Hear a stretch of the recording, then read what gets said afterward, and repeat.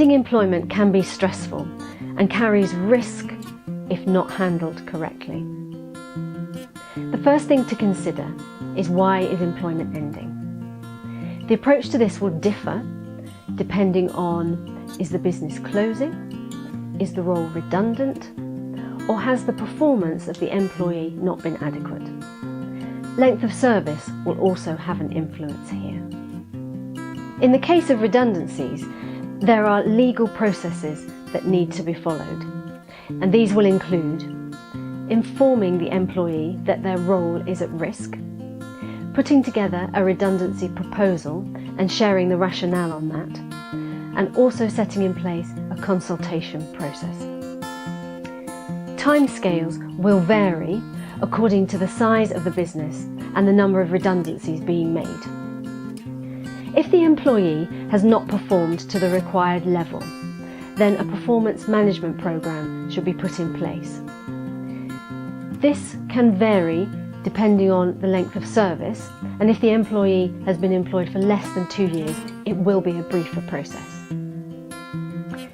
You should have disciplinary and capability procedures in place, and this will outline what will happen, when, and who will be involved. The key to ending employment is to follow the appropriate processes and not to act in haste. Occasionally, the behaviour of an employee may warrant suspension or summary dismissal.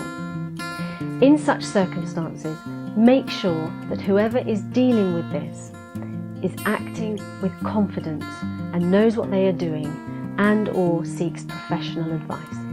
Communication with the employee and his or her representative, if they have one, should be thought out in advance, and this will reduce risk. Sometimes an employer hasn't contravened any disciplinary guidelines and their performance has been adequate, but you may still feel that employment isn't quite working out.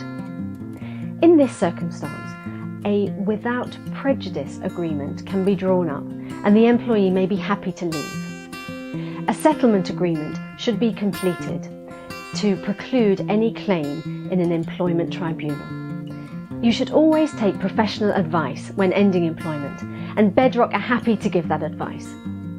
Sometimes we consult with employment lawyers on your behalf in order to protect you from financial and reputational damage that could be caused if a case were not handled correctly.